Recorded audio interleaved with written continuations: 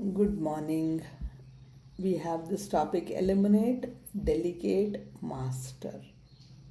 So basically, what are we eliminating? Eliminating what distracts me, delegate what depletes me, and master what ignites me. This is a very beautiful way of putting things together to manage myself.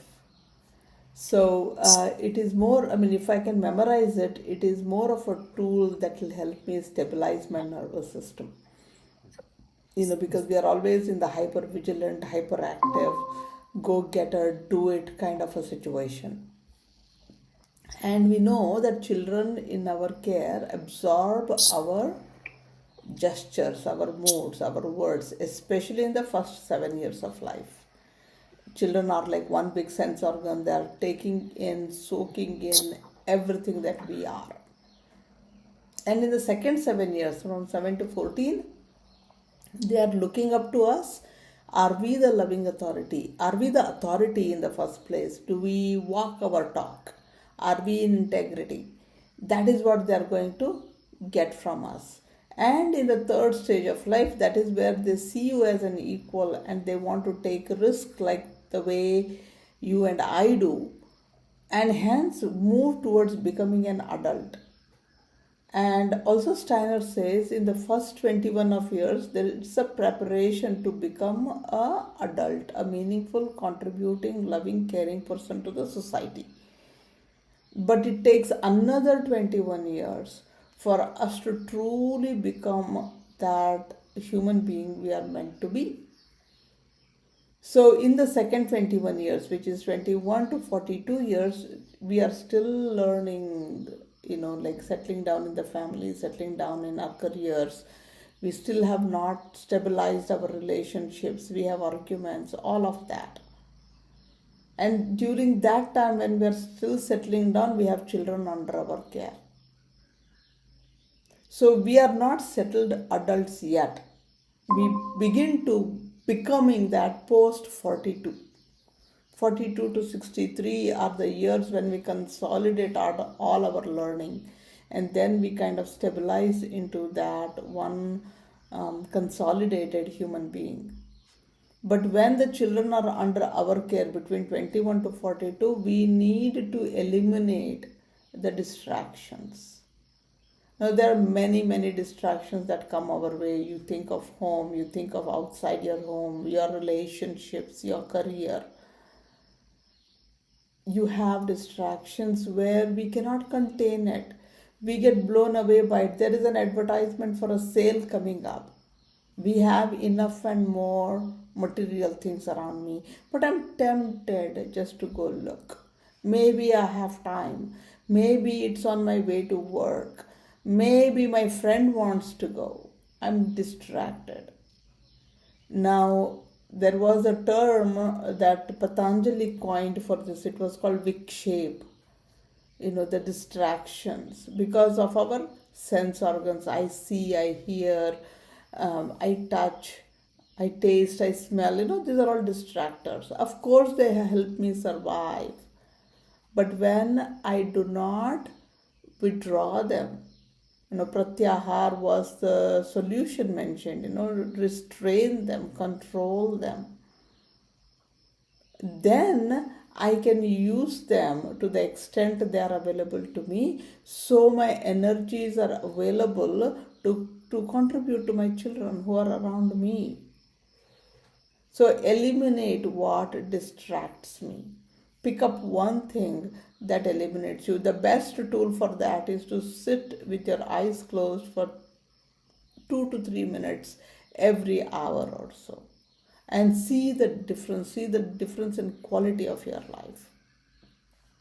The minute I close my eyes, I'm not seeing anything around me. I don't see the dust. I don't see the clutter in the corner. I don't see that something needs to be fixed.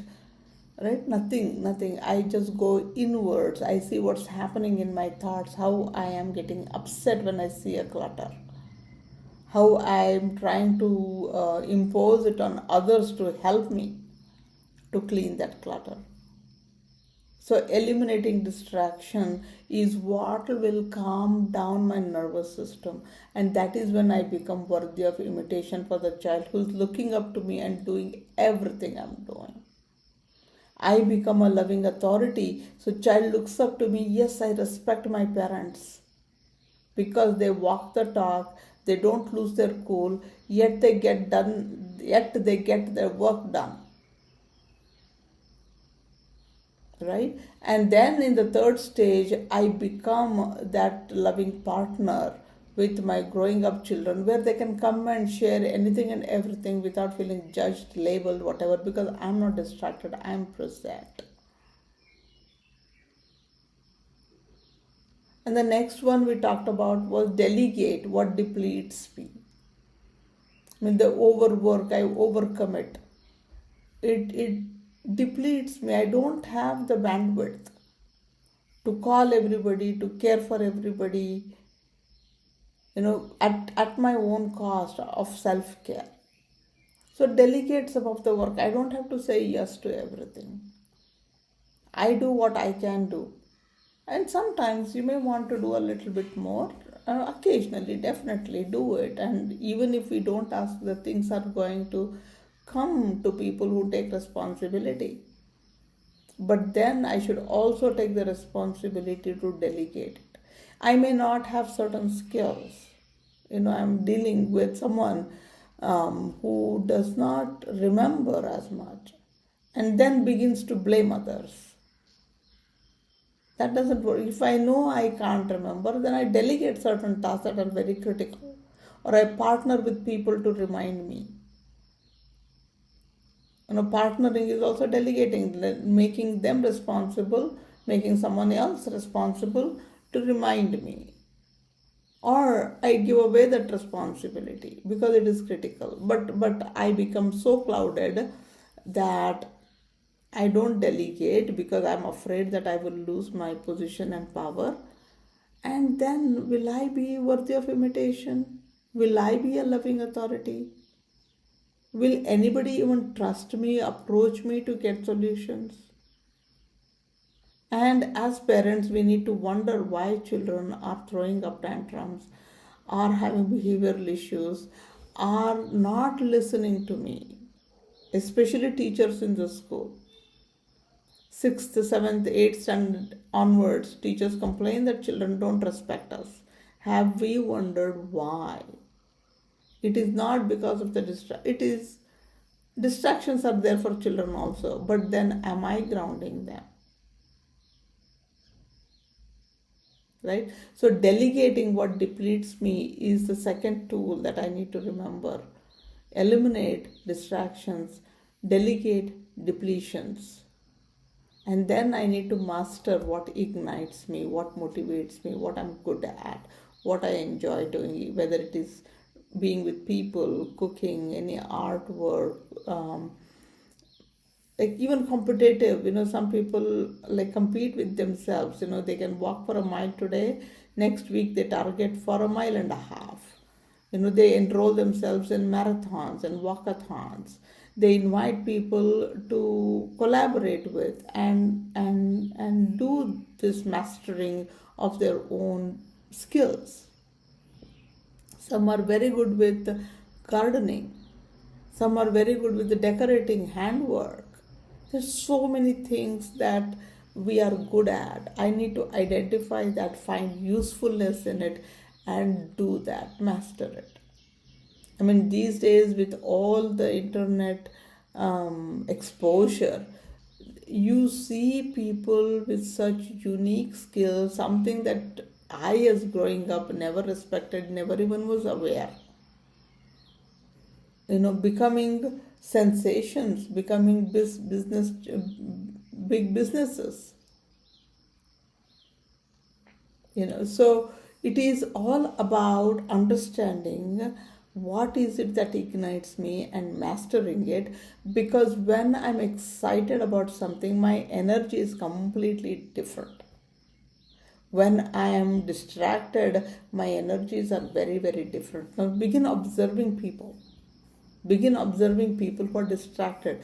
They cannot make an eye contact and talk to you for over even 10 seconds, including adults.